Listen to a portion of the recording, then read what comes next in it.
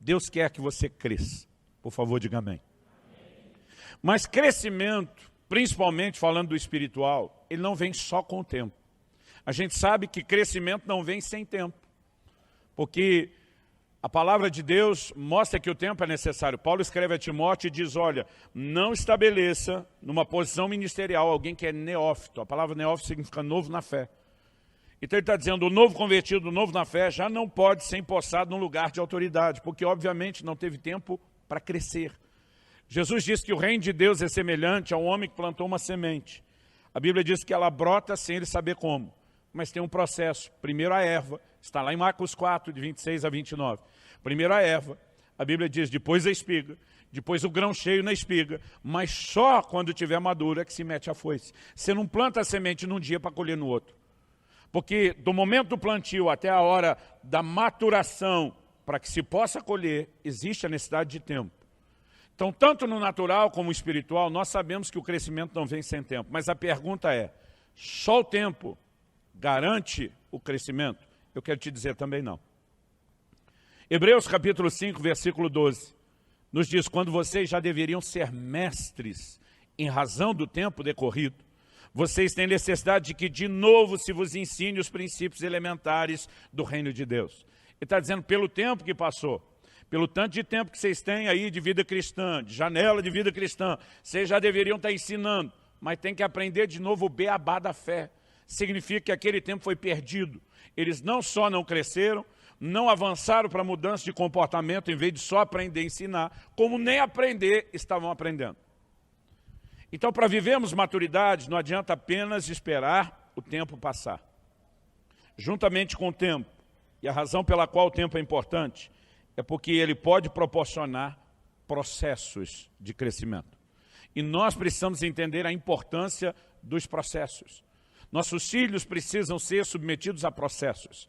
Responsabilidades têm que ser confiadas a ele. Há momentos onde alguns aspectos da zona de conforto têm que ser intencionalmente removidos. E os processos vão auxiliar no crescimento. Deus também tem processos. E normalmente ele vai usar circunstâncias à nossa volta. Tiago capítulo 1, a partir do versículo 2, diz, meus irmãos, tende por motivo de grande alegria. Eu acho que se ele falar só de alegria, já era um desafio. Mas a Bíblia ainda diz, para ter por motivo de grande alegria, o passardes por várias provações. Verso 3 diz, sabendo que a provação da vossa fé, uma vez confirmada, produz perseverança. Ora, a perseverança deve ter ação completa, para que sejais perfeitos e íntegros. Essa palavra traduzida perfeitos, no grego teleios, significa levado ao seu fim, finalizado, completo. E esse é o processo que Deus quer realizar na vida de cada um de nós. Mas ele também diz íntegros, né? Ele está dizendo inteiro. O desenvolvimento precisa acontecer na vida de todos nós. E para que isso aconteça, Deus decidiu usar circunstâncias, que muitas vezes vão nos tirar da zona de conforto. Muitas vezes são verdadeiros processos aos quais nós somos submetidos, e eles se chamam provações. As pessoas, de alguma forma, querem acreditar que existe uma vida cristã onde a gente não vai experimentar prova. Eu quero dizer, isso não é verdade. Por outro lado, alguns parecem acreditar que a gente só vai viver de prova sem intervenção e vitória da parte de Deus. Isso também não é verdade. Mas andar em vitória não significa não passar por lutas, significa vencer as lutas.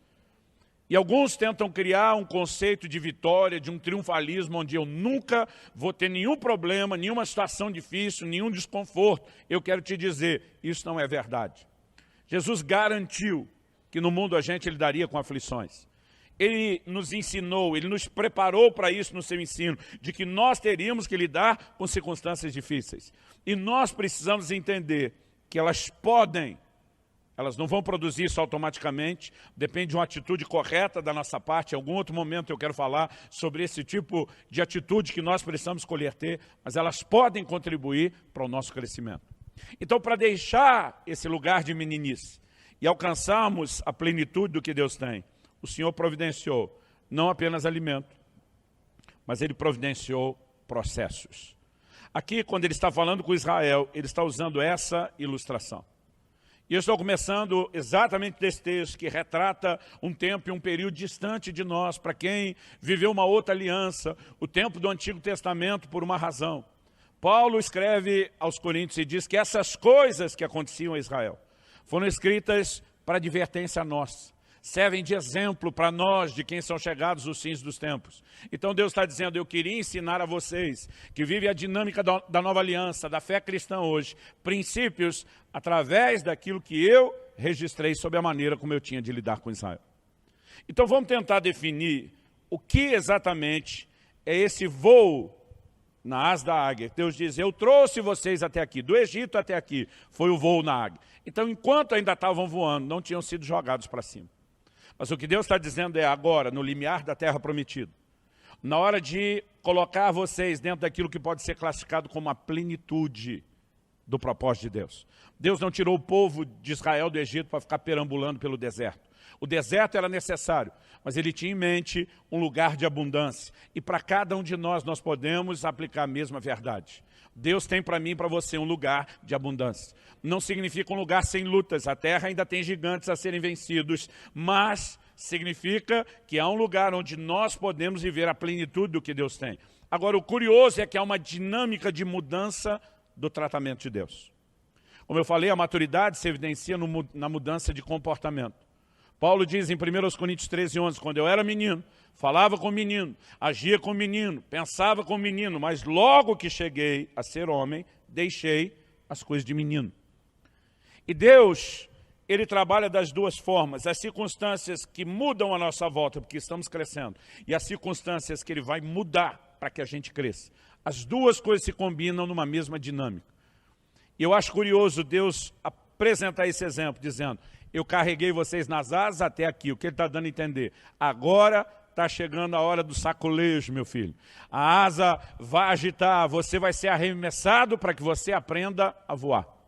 Então, nesse momento onde ele chega no limiar da terra, há uma mudança no tratamento de Deus com a nação de Israel.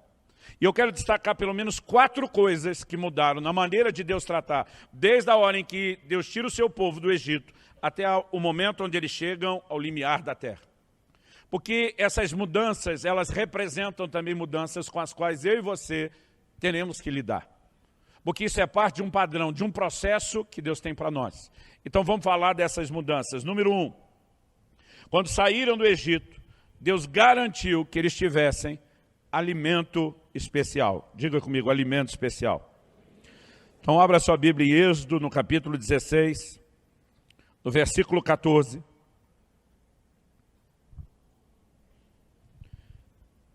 Que diz assim, quando se evaporou o orvalho que caíra na superfície do deserto, restava uma coisa fina e semelhante a escamas, fina como a geada sobre a terra. Vendo aos filhos de Israel, disseram uns aos outros, que é isso? Pois não sabiam o que era. Disse-lhes Moisés, isso é o pão que o Senhor vos dá para vosso alimento. Quando eles fazem a pergunta, o que é isso? No original, essa não é a melhor pronúncia, mas algo parecido com manhu, que é a pergunta do que é isso. Foi essa a indagação de todo mundo, que é isso? Que é isso que desceu o orvalho? Que é isso que parece uma geada fina? Moisés está explicando, é o pão do céu. É daí que saiu a expressão maná. Da pergunta manhu, o que é isso? Eles deram o nome. Então, basicamente, o nome do pão era o que é isso? Fica imaginando, né, a gente chegando na padaria e dizendo, o que você quer? Que é isso, meu irmão? Né?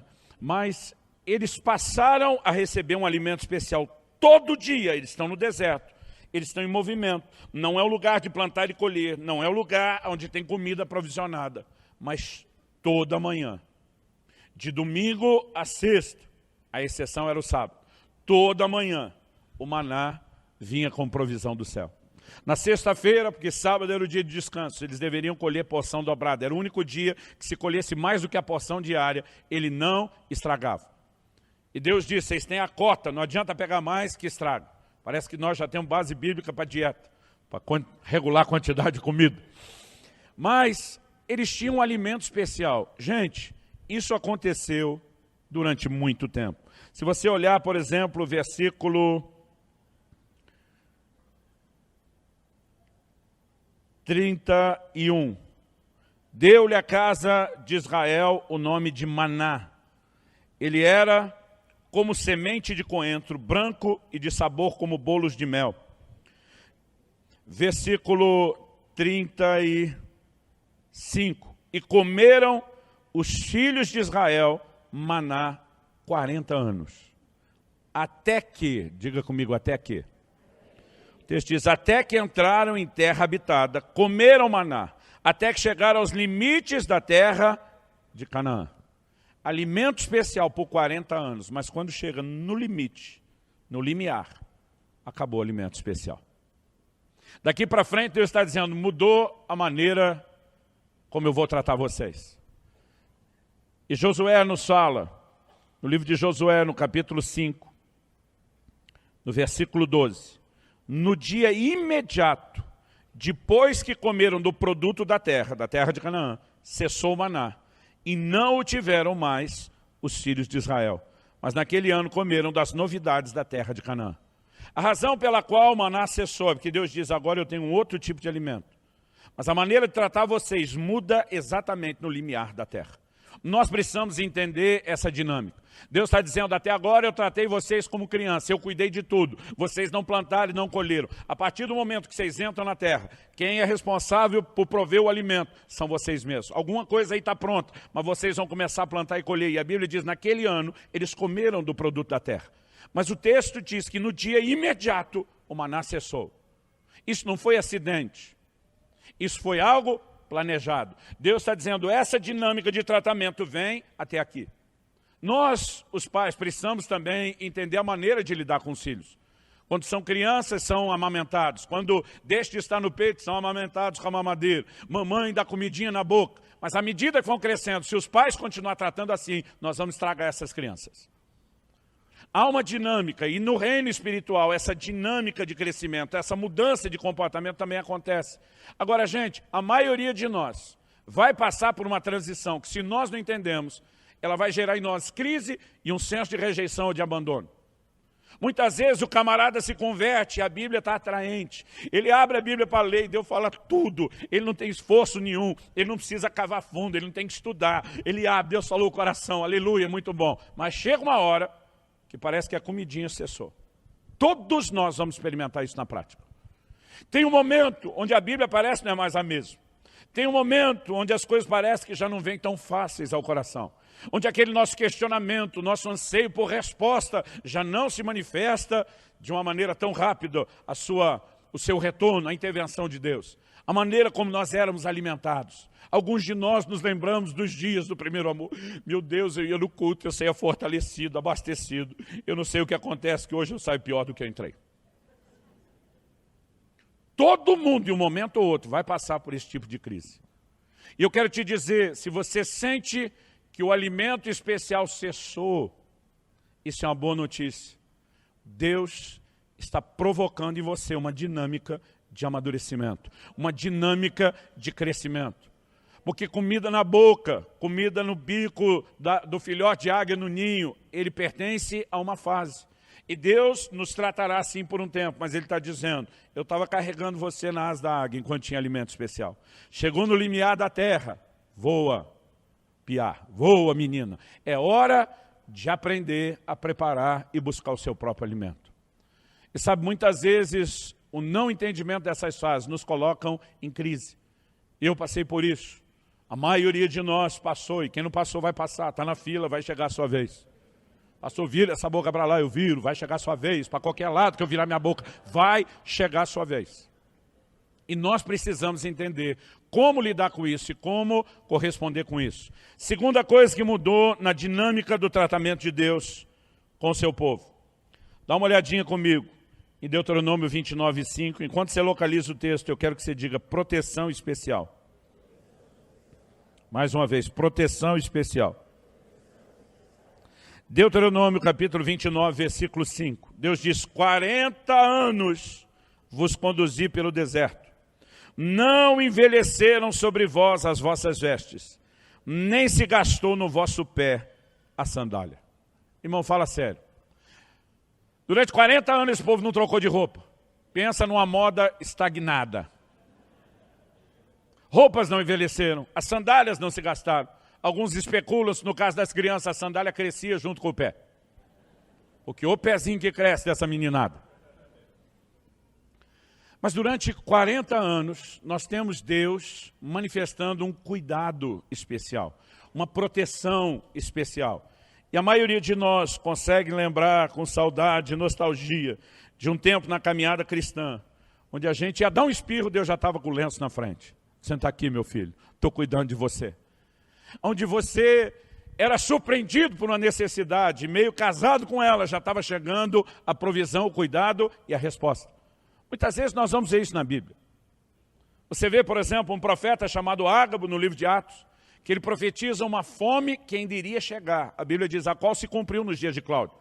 Mas a fome, que era a maneira como eles chamavam o que hoje nós chamamos de crise, que é quando falta provisão, falta sustento, a vida fica agitada e bagunçada, ainda estava a caminho, não tinha nem chegado. Mas Deus já fala antes. Os irmãos começam a levantar uma oferta para os crentes da Judéia, porque quando a fome chegasse, a provisão chegava juntinho. E teve épocas na nossa vida que a gente vivia essa coisa. Você recebe uma notícia, antes de dar tempo de desesperar, meu Deus, você vira a resposta ali, aleluia, Deus é bom, Deus é fiel. Mas em algum momento, o cuidado, a dinâmica do cuidado especial, da proteção especial, ele parece mudar. Em alguns momentos, eu e você começamos a passar por situações onde a gente diz, antigamente, quando vinha problema, a resposta estava juntinho. Deus agia mais depressa, ele se antecipava, ele estava à frente. Irmão, novo convertido, tem coisa que não precisa nem orar. Você já percebeu isso? E tem hora que ele está lá empolgado na célula, contando, e tem uns crentes mais velhos com inveja. Que deviam se alegrar com ele, lembrar do seu tempo. E ficar pensando, parece que Deus gosta mais das crianças novas do que de mim. Eu acho que até essa dinâmica de ciúme do filho mais velho com o filho mais novo, a gente vive dentro da igreja e no reino de Deus. Porque em algum momento, aquela forma muda. Não significa que Deus deixou de nos amar. Ele está provocando em nós uma dinâmica de crescimento. Quem está entendendo, diga amém. Eles tinham direção especial. Além do alimento especial, além da proteção, do cuidado especial, eles viviam direção especial. Olha comigo, Êxodo capítulo 13, versículo 21 e 22. Êxodo capítulo 13, 21 e 22. O Senhor ia diante deles durante o dia numa coluna de nuvem, para os guiar pelo caminho. Durante a noite, numa coluna de fogo, para os alumiar, a fim de que caminhassem de dia e de noite. Nunca se apartou do povo a coluna de nuvem durante o dia, nem a coluna de fogo durante a noite, desde que eles saíram de Israel. Direção especial. O Senhor ia à frente deles. Agora, quando eles entram na terra prometida, a forma de direção muda completamente. Agora Deus diz para Josué, quando vocês passarem o Jordão, a arca carregada pelos sacerdotes vai na frente. E vocês vão seguir a arca. Cadê a coluna de nuvem? Sumiu. Cadê a coluna de fogo da noite? Sumiu. Coluna de nuvem não apenas os guiava durante o dia, alguns acreditam que provia sombra no acampamento. A coluna de fogo à noite não apenas os guiava, alguns acreditam que os aquecia, porque no deserto esfria muito à noite. Então, eles estão debaixo de um trato especial, mas quando chega no limiar da terra prometida, Deus diz, acabou a mamata, hora de sair do ninho, chega de conforto, hora de aprender a voar. Gente, nós vamos passar por esse tipo de dinâmica. Eu olho, às vezes, para a vida de um novo convertido, e a gente fica assim, impressionado. Porque ele ainda não entendeu direito o princípio bíblico, as coisas, mas a forma como Deus fala, a maneira como Deus dá direção, é muito gostoso de ver. Mas deixa eu te dizer, chega uma hora onde parece que toda aquela direção especial sumiu. E agora Deus está dizendo, a dinâmica está mudando. Eu não vou mais tratar você como criança. Eu acho curioso, quando criança eu me lembro um dia, esse episódio é muito vívido na minha lembrança. Papai estava conversando com uma pessoa no portão, que se dizia ser um cristão, soube que ele estava interessado em vender um carro, dizia que estava ali com a intenção de ajudá-lo, mas, apesar de eu ser criança, percebendo a conversa dos dois, eu entendi que papai estava questionando ele, dizendo, olha, você não deveria usar o nome de ser um cristão, de dizer que está aqui para me ajudar, para tentar me explorar no preço. Se você quer ganhar negócio, você diga o seu preço, tal. Não, mas é que você está equivocado, seu carro não vale isso, por causa disso, vocês estão no meio de uma conversa. Eu estou como garoto olhando aquele negócio sem entender os detalhes. Eu lembro que de repente, no meio da conversa, meu pai disse, só um instante, você pode esperar aqui um pouquinho? Ele falou sim, ele falou, eu já volto. Ele entra, deixa o homem no portão e diz para mim, vem comigo. Nós entramos na sala, papai pega, põe uma Bíblia na minha mão, faz uma oração e diz, Deus, eu preciso de uma resposta agora, antes de terminar aquela conversa. Se o Senhor enviou esse homem para me ajudar ou não. Porque eu estou achando que ele está tentando se aproveitar do meu momento, da minha dificuldade, enquanto fico com esse discurso. Mas se o Senhor enviou, eu não quero jogar fora. Eu preciso de uma resposta agora. Papai põe a Bíblia na minha mão e diz, abre. Eu devia ter uns 8 anos de idade. Abre onde? Aonde você sentir vontade. Eu achei graça naquilo. Peguei, pus a Bíblia na mesa, abri. Falei, está aberta. Ele diz, agora lê um versículo. Qual? Ele falou, aonde você sentir? Eu, ó, como criança. A hora que eu botei o dedinho, o papai disse para mim, lê. Era um texto de Provérbios que dizia assim, nada vale, diz o comprador. Mas depois sai e vai se gabando. Irmão, você não acha um outro versículo para resolver aquela treta do portão em lugar nenhum da Bíblia. Eu fiquei impressionado, Deus disse, meu pai disse, Deus já falou comigo, voltou no portão, falou, obrigado, nós não vamos fazer negócio não. Eu achei aquilo o máximo. Além de eu achar bem legal, eu dizia, foi meu dedo guiado pelo Deus Todo-Poderoso para falar com meu pai. Irmão, tem época que os crentes abrem a Bíblia e Deus fala tudo com eles. Mas tem época que o cara precisa de resposta. E ele vai lá, abre a Bíblia, põe o dedo, e Judas foi enforcou, de misericórdia. Aí ele vai lá, tenta, abre de novo, vai tu e faz o mesmo. O sangue de Jesus tem poder. Irmão, essa direção especial cessa. Tem uma época que o crente não faz nada, e os profetas andam atrás dele, revela, e fala, e direciona. Tem uma época que ele quer ouvir, que ele precisa, e todo mundo sumiu, ou ninguém tem mais nada para falar. Todo mundo vai passar por isso. E se você ainda não passou, está na fila e vai chegar a sua vez. Se a direção especial cessou, não é uma má notícia, é uma boa notícia. Deus está dizendo, eu não vou mais te tratar como criança. Chegou a hora de você aprender a ser guiado pelo meu Espírito. Chegou a hora de você aprender a discernir minha voz. Chegou a hora de você aprender a desenvolver um outro tipo de relacionamento agora. Quando ele começa a arrancar a penugem do ninho antes de tirar a gente, ele já vai dando antes sinais de desconforto antes desse voo. Mas em algum momento o negócio vai ficar pior. Embora o sentimento possa aparecer, pelo menos é a nossa interpretação de abandono, não é isso que Deus está fazendo conosco. Ele quer nos levar ao crescimento. Por favor, diga amém. Quarta e última coisa. Ausência de guerras. Quando, alguns domingos atrás, preguei aqui a respeito dos gigantes dos quais não nos falaram, eu citei um texto de Êxodo, capítulo 13, versículos 17 e 18, que diz, tendo Faraó deixado ir o povo, Deus não levou pelo caminho da terra dos filisteus, posto que mais perto, pois disse, para que porventura o povo não se arrependa vendo a guerra e torne ao Egito. Porém Deus fez o povo rodear pelo caminho do deserto, perto do Mar Vermelho. E arregimentados subiram os filhos de Israel do Egito. Quando eles saem, primeira coisa que Deus determina, ausência de guerras.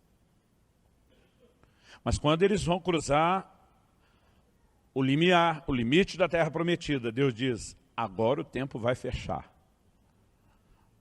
Agora as guerras vão começar. Há um lugar no início da caminhada onde Deus nos protege de determinados conflitos para os quais nós não estamos prontos e preparados. Mas há um momento onde Deus vai fazer questão que eu e você sejamos expostos a determinados tipos de conflitos. Porque agora chegou a hora de crescer e eles têm o poder de nos fazer crescer. Quem está entendendo, diga amém. Irmão novo convertido não enxergava problema na igreja. A treta podia estar rolando na frente dele, parece que Deus cega. Deus muda o caminho dele. Ele vai passar perto de dois que gostam de falar mal dos outros. Eu dizia para cá, meu filho, você não pode desanimar com essas coisas. E ele vai sendo poupado. Mas chega uma hora que ele vai ter o choque com a realidade. Os conflitos e as guerras estão lá.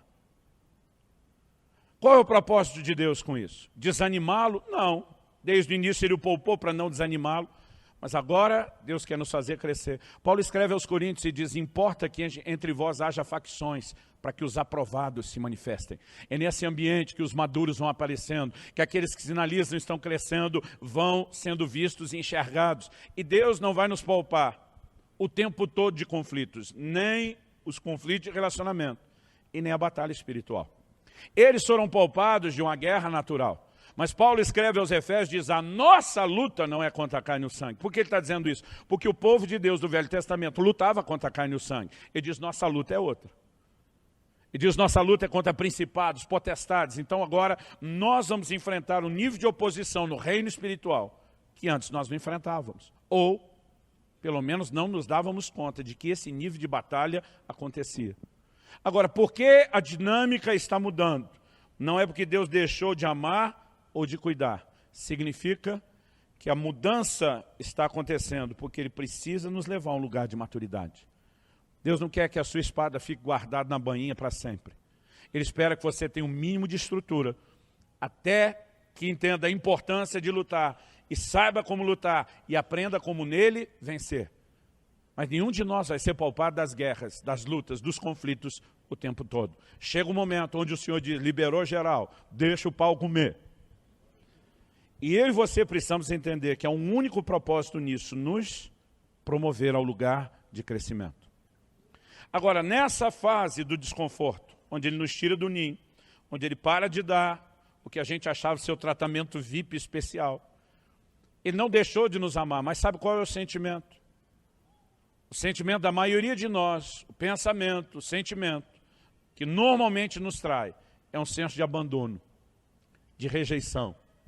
É quase como se a gente falasse, não verbalmente, porque a maioria de nós tem coragem de dizer, Deus, você não é mais o mesmo.